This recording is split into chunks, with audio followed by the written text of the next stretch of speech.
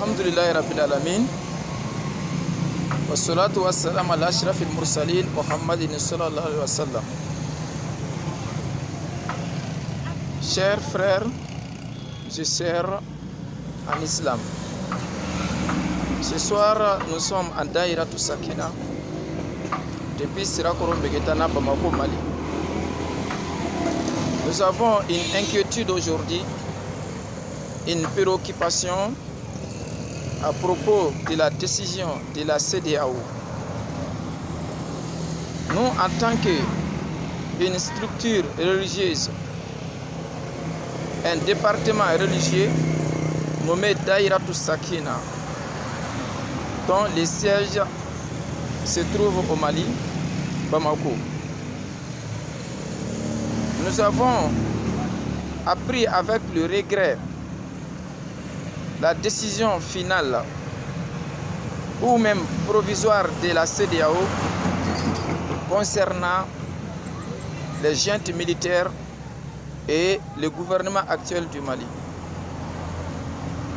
Certainement, il y a quelque chose que nous n'arrivons pas à comprendre.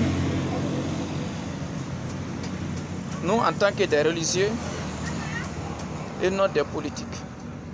Peut-être cette décision de la CEDEAO, les politiciens ou bien les politiques peuvent comprendre. Mais nous, en tant que des religieux, nous n'arrivons pas à comprendre.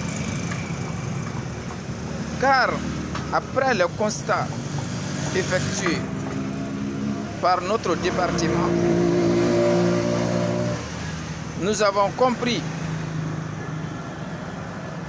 que tous les membres de la CEDEAO peuvent commettre des flagrants délits, peuvent désobéir aux règles de la CEDEAO sans qu'il aille des sanctions méchantes ou des solutions méchantes ou violentes à leur encontre.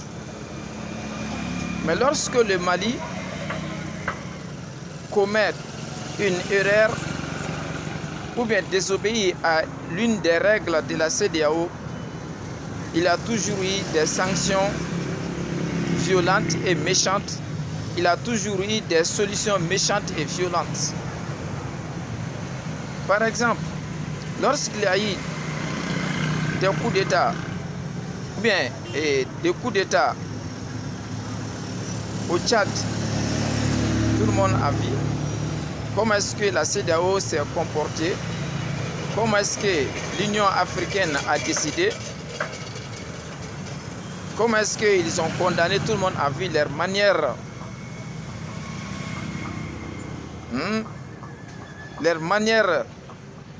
de collaborer ou bien de se comporter avec le Tchad. Lorsqu'il y a eu aussi coup d'État en Guinée, tout près d'ici, par Mamadou Doumbia, au début, la CEDEAO a condamné. Même si la CEDEAO continue à condamner, mais il n'a jamais eu de solutions violentes ni de solutions méchantes.